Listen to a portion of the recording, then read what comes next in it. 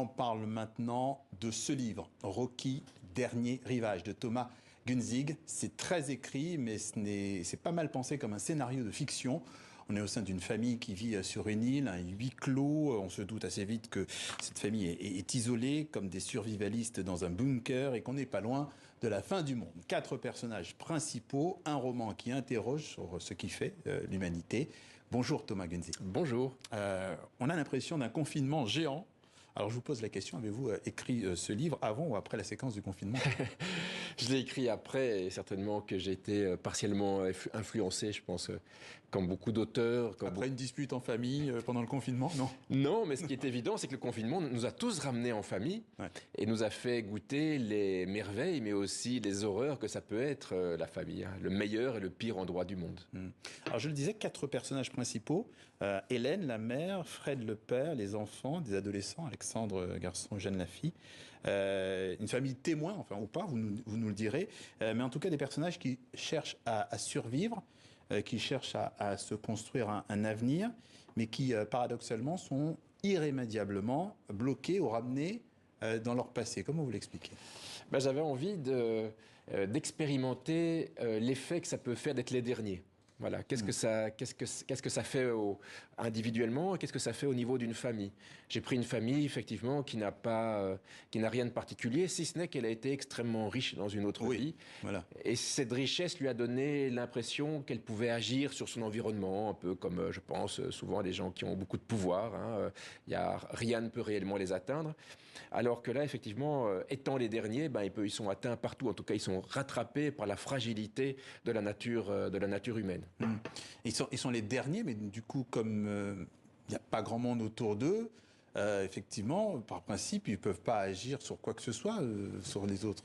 Non, alors ils peuvent pas agir sur quoi que ce soit. Et c'est ce qui les travaille, c'est ce qui les mène chacun à leur manière, à la limite de la raison ou de la folie. Donc ils s'accrochent à des souvenirs, mais ces souvenirs se désagrègent parce qu'ils sont fragiles comme tous les souvenirs.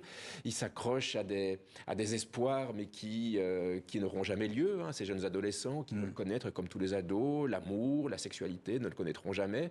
Et puis qu'est-ce qu'on fait quand on est le dernier couple d'adultes, et qu'on sait que son conjoint sera le dernier conjoint pour les siècles des siècles. Oui, effectivement. On va y revenir, mais l'île, par exemple, que dire de l'île? Que dire de ce cadre qui accueille cette famille? Parce que, vous l'avez dit, elle est riche, donc elle a les moyens, elle s'offre une île, entre guillemets. Pourquoi cette île existe-t-elle? Pourquoi elle est épargnée, elle, de ce qui se passe ailleurs? Alors, le père, Fred, a bien calculé son coût, c'est-à-dire qu'il voulait une île qui était suffisamment loin des côtes pour ne pas être éventuellement atteinte par des survivants ou des naufragés, et il voulait une île où le climat était plus ou moins épargné par les aléas climatiques qu'on connaît, vous en avez parlé dans votre journal, ou pour les intempéries. Donc, il existe comme ça quelques zones... c'est un point d'équilibre. C'est un point d'équilibre, voilà, mais ça existe plus ou moins. Là, c'est plus ou moins dans l'Atlantique Nord, ni trop au nord, ni trop au sud, ni trop loin, ni trop près. Il fait toujours 20 degrés. Il n'y a pas de moustiques, il n'y a pas de prédateurs. Et donc, j'avais envie d'un lieu, en fait, où toutes les conditions matérielles de la survie sont remplies. Il y a assez à manger, il fait jamais trop chaud, jamais trop froid. Il y a tout ce qu'il faut. Donc, on peut vraiment se concentrer sur les personnages. C'est ce que vous l'avez évoqué. Est-ce que l'isolement, l'absence d'interaction, c'est ce qui tue finalement notre humanité? C'est ce que c'est le message que vous avez voulu faire passer? Alors, je ne sais pas si à la base d'un roman, il y a vraiment des messages, mais c'est vrai que vous savez, il y a cette célèbre phrase de Sartre, l'enfer c'est les autres, et peut-être que c'est l'inverse, peut-être que l'enfer c'est sans les autres justement, qu'on a profondément besoin des autres, de tous les autres, de la culture, des flux culturels pour exister avec harmonie, individuellement, en famille, puis voilà. Le personnage de Fred en tout cas, il m'a beaucoup interpellé. C'est une sorte de survivaliste, il a complètement vrillé finalement. Est-ce qu'en réalité, son problème, sa névrose n'est pas dans l'idée qu'il n'accepte pas la possibilité de sa propre mort? Je pense que son problème principal, c'est d'accepter que tous les avantages qu'il avait en étant un homme riche, ne les a plus. Il met beaucoup de temps, presque des années, à comprendre que l'argent qu'il croit encore posséder ne lui sert plus à rien.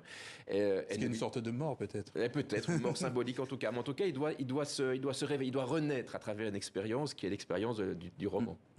Est-ce que vous envisagez, parce que la manière dont c'est écrit, est-ce que vous envisagez une adaptation sur grand écran?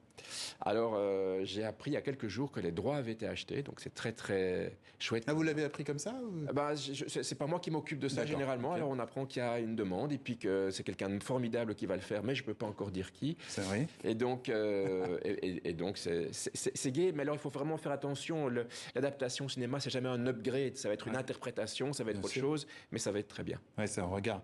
Un dernier mot pour conclure, j'aimerais vous poser cette question que l'on pose parfois avec légèreté.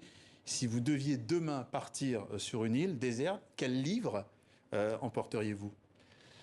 C'est une bonne question. Oh peut-être.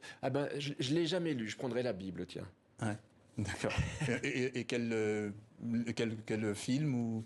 Là, je prends Rocky, évidemment. Voilà, très bien. Rocky, dernier rivage de Thomas Günzig, paru en France aux éditions Au Diable Vauvert. Vous avez évoqué le titre, donc on laissera les lecteurs découvrir effectivement la subtilité que vous avez évoquée. Merci d'être passé par le journal de TV5 Monde.